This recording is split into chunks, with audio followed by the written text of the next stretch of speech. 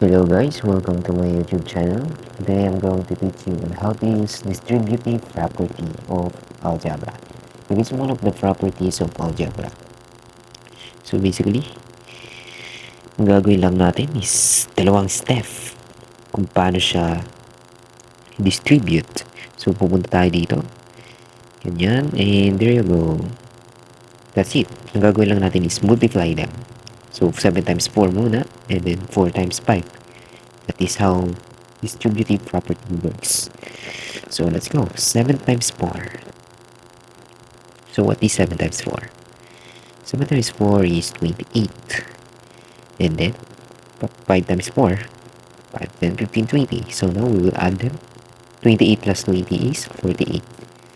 So that's it. That's how to distribute. Now, let's take the number 2. So distribute muna ng first and second. So 8 times 3 muna and then 8 times 6.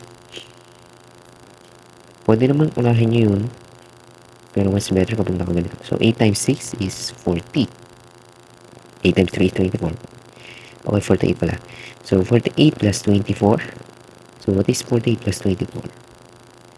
It will be 72. Okay.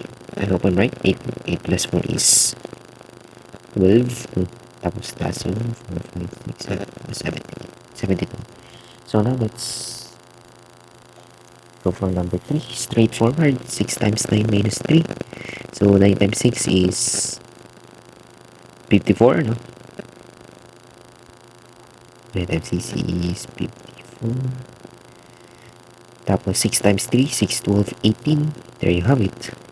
I would say negative sign. It may alter or change. Okay, so 54 minus 18. So what is 54 minus 18? So let's cancel the 5. Let's take it. So we have 40 minus 8. 8, 9, 10, 11, 12, 13, 14. So we have 6. And then we know we have 4 there. So 3, 36. So 54 minus 18 is 36. So now let's go for number 4. Let's distribute this. So we have this first. And then second. So 8 times 4 muna. What is 8 times 4?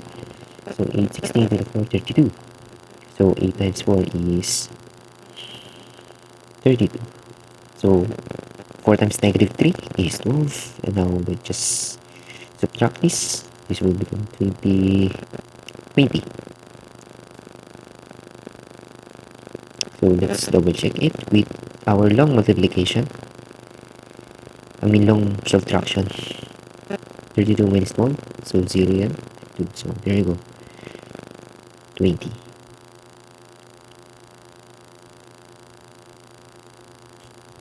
So now we are here for number 5.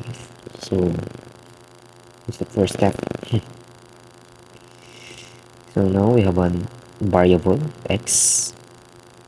So try muna natin kapag hindi naman natin distribute and gamitin lang natin yung PEMDAS. So we have a make this bigger.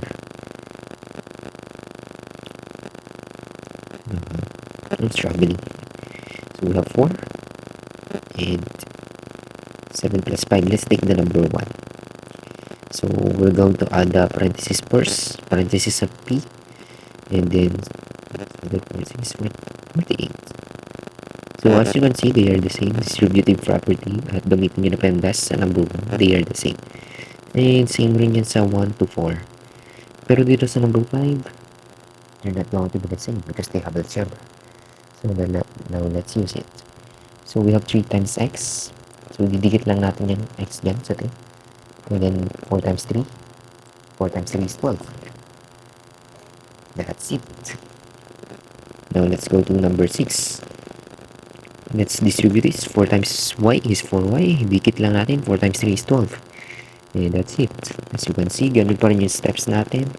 And para naman pag ganito, negative 3 times 5. Negative 3 times the quantity of 5x plus 4.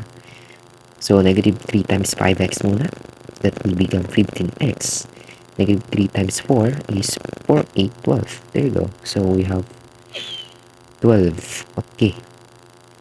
So that's it. That's how to use distributive property within algebraic expressions and normal expressions. Thank you for watching.